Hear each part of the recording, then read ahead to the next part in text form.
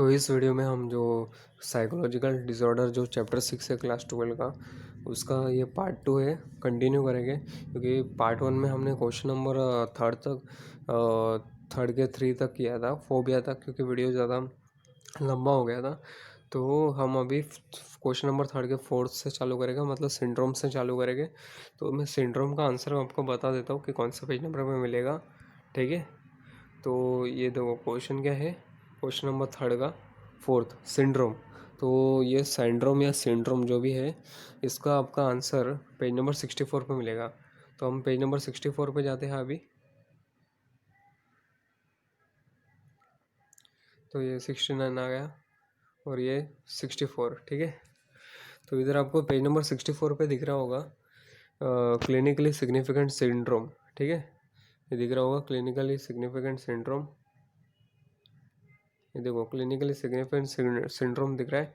तो इसमें बाद में दिया है कि there are certain symptoms that occur together in a particular disorder, this clusters of symptoms together is called syndrome. तो ये आप आंसर कैसे चालू करो कि जैसे कि ये when we have some physical symptoms और complaints we know that we are ill, ठीक है। तो इधर क्या लिखो कि in psychological disorders there should be certain patterns of important behavioral psychological syndrome that occurs in an individual. There are certain symptoms that occur together in a particular disorder, ठीक है। This इधर इतना ये लिख दो, ठीक है, किधर से, इन साइकोलॉजिकल डिसऑर्डर से लेके सिंड्रोम तक। ये आपका आंसर हो गया। अभी हम चलते हैं फिफ्थ की तरफ। तो फिफ्थ क्वेश्चन नंबर थर्ड का फिफ्थ क्या है आपका, क्वेश्चन नंबर थर्ड का फिफ्थ है हेलुसिनेशन। तो हेलुसिनेशन आपको कौन से पेज नंबर पे मिलेगा, तो हेलुसिनेशन पेज नंबर 72 पे मिलेगा, ठीक है। Page number 72। तो ये 75 है, ये आ गया 72। तो ये देखो इधर दिया 72, स्किज़ोफ्रेनिया में दिया हेलुसिनेशन। तो hallucination refer to false perceptions in the absence of stimulus.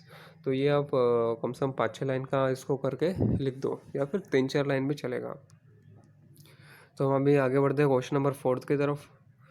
तो क्वेश्चन नंबर फोर्थ क्या है, नेचर ऑफ मेंटल वेलनेस। तो मेंटल वेलनेस का आपको आंसर स्टार्टिंग में मिलेगा, ठीक है।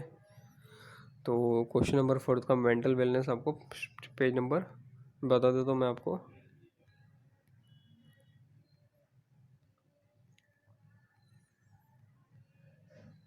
तो ये देखो पेज नंबर 64 पे दिया है नेचर ऑफ मेंटल वेलनेस का आंसर।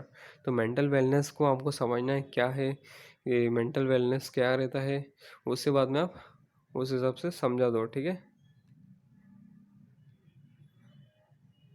तो इसमें जैसे कि मेंटल वेलनेस क्या रहता है कि मतलब सेहत अपने दिमाग की, ठीक है।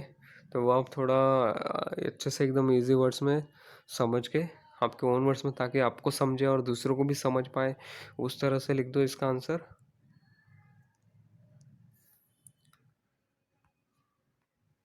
तो अभी मेंटल वेलनेस का हो गया, और अभी ड्रग एडिक्शन की तरफ चलते हैं हम। ड्रग एडिक्शन आपको कौन से पेज नंबर में मिलेगा, तो इसका मैं आपको बता देता हूँ आंसर आपको, ठीक है।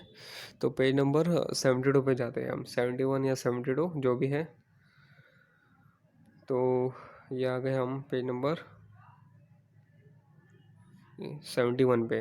तो ये देखो taking addictive substances like opium, charas, ganja, heroin for several times the person gets habituated to it to the extent that cannot stay without it. This is called drug addiction, ठीक है। ये आपका आंसर हो गया 71 का, और 72 पेज नंबर दोनों को मिला के आपका आंसर ये है, ठीक है। तो आपको क्या करना है कि वेन अ पर्स, या फिर सीधा टेकिंग इधर से कर दो, आफ्टर को हटा दो और सीधा टेकिंग एडिक्टिव सब्सटेंसेस से लेके drug addiction same to same पूरा लिख दो, ठीक है। ये आपका आंसर हो गया। तो हम अभी थर्ड की तरफ बढ़ते हैं।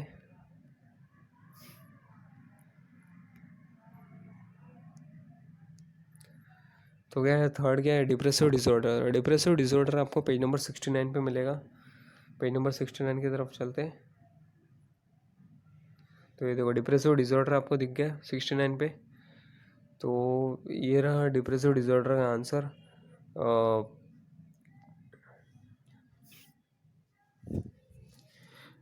व्हेन अ पर्सन या फिर due to some negative incidences और some other external factor the individual may experience negative feelings but if it continues for a very long time then it is called depressive disorder. ठीक है, so when a individual experience negative feelings but if it continues for a very long time period then it is called as depressive disorder. ये आप लिख देना इसका answer. ठीक है, इतना आंसर चलेगा.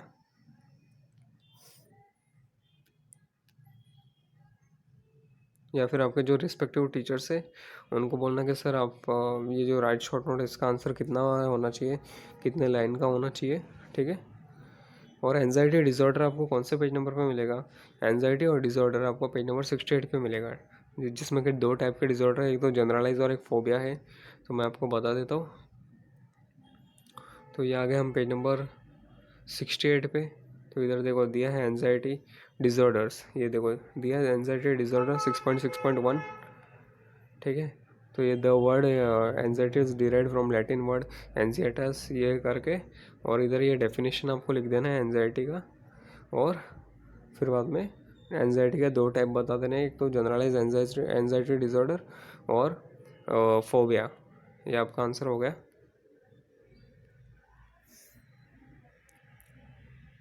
अभी जो क्वेश्चन नंबर 5 है, describe the criteria of psychological disorder, इसका आंसर आपको पेज नंबर, ये थोड़ा आपका डिटेल में होना चाहिए, कम से कम 1-1.5-2 पेज का आंसर ये होना चाहिए, 1.5 से 2 पेज का.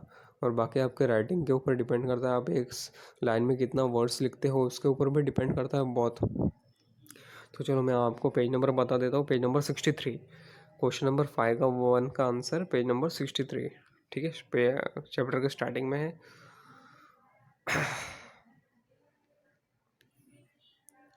तो ये देखो दिया है पेज नंबर 63 के 6.3 में क्राइटेरिया फॉर साइकोलॉजिकल डिसऑर्डर. ये देखो क्राइटेरिया कौन से क्राइटेरिया है? Clinically significant syndrome, distress and impairment, dysfunction. ठीक है, और बाद में ये 4th वन दिया है, और 5th. ठीक है, 5th में क्या है? Any behaviour which is deviant या फिर नॉट सोशल.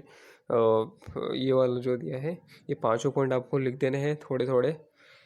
आपका आंसर 2 पेज का 1.5 पेज का होना चाहिए, उस हिसाब से आप इसको कंप्रेस या फिर करके लिख दो. ठीक है,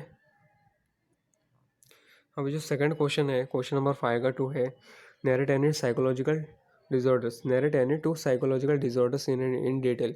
तो आप कौन सा भी साइकोलॉजिकल डिसऑर्डर, कौन से भी 2 वाले, या तो फिर एंजाइटी डिसऑर्डर, बाइपोलर डिसऑर्डर, ठीक है, ये 2, या फिर दूसरे जो भी दिए हैं जैसे स्किज़ोफ्रेनिया हो गया, तो आप कौन से भी 2 लिख दो.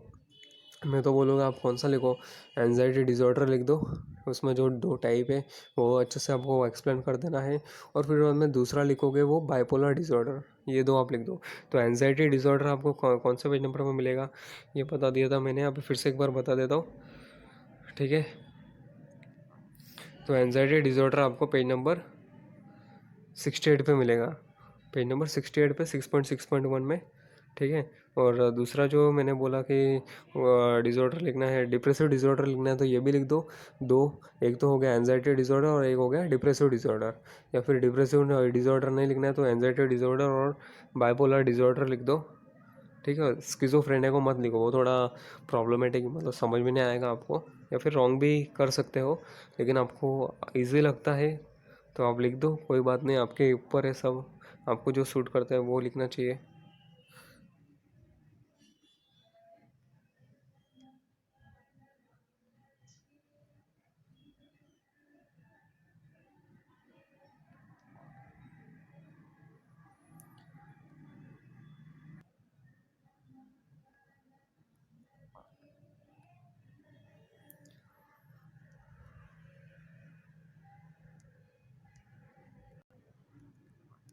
सॉरी, वो मैंने थोड़ा ये बैक बटन दबा दिया था इसलिए PDF क्लोज हो गया था. तो चलो फिर से अब कंटिन्यू करते हैं. तो अभी थर्ड क्या है, व्हाट इज स्किज़ोफ्रेनिया. तो ये देखो ये आपके क्वेश्चन में भी स्किज़ोफ्रेनिया आ गया है, क्वेश्चन नंबर 5 के थर्ड में भी क्वेश्चन में आ गया है. तो अगर आप ये जो आपका नैरेट एनी 2 साइकोलॉजिकल डिसऑर्डर दिया उसमें आप एंजाइटी डिसऑर्डर और बाद में स्किज़ोफ्रेनिया भी लिखना है तो लिख दो. आपके दोनों क्वेश्चन एक ही आंसर से प्रिपेयर हो जाएंगे. तो ऐसा भी आप कर सकते हो, जैसा आपको अच्छा लगता है वो करो, ठीक है। तो स्किज़ोफ्रेनिया का आंसर आपको कौन से पेज नंबर पे मिलेगा? इसका आंसर आपको पेज नंबर 72 पे मिलेगा, ठीक है। इसके आपको स्किज़ोफ्रेनिया क्या होता है और उसके जो मेजर सिम्टम्स है वो आपको बताने हैं। तो इसका आंसर आपको पेज नंबर 72 पे मिलेगा। चलो 72 पे जाते हैं हम अभी। ये देखो हम 72 पे आ गए। पेज नंबर 72 के राइट साइड में है स्किज़ोफ्रेनिया का आंसर, ठीक है। तो स्किज़ोफ्रेनिया का ये दिया है इधर, थोड़ा डिटेल में दिया है, थोड़ा इंट्रोडक्शन दिया है कि कब ये वर्ड किसने कॉइन किया था और पहली बार कब यूज़ हुआ था, कौन से जो साइकोलॉजिस्ट थे उन्होंने दिया था, ये सब डिटेल्स दिया है। और उसके जो सिम्टम्स है वो आपको दिए हैं, और वो जो दो टाइप है, पॉजिटिव सिम्टम्स और नेगेटिव सिम्टम्स, दो टाइप के हैं, वो आपको डिटेल्स में आपको लिख देना है, ठीक है। आपका आंसर हो गया एकदम अच्छे से। जो पॉजिटिव सिम्टम है उसमें थोड़ा ज़्यादा है, हेलुसिनेशन है, डेल्यूजन है, और डिसऑर्गेनाइज्ड स्पीच है, और डिसऑर्गेनाइज्ड बिहेवियर है, और इनकॉन्ग्रुएंट अफेक्ट है। और नेगेटिव सिम्टम में एकदम ज़्यादा बड़ा नहीं है, बस 5-6 लाइन का है।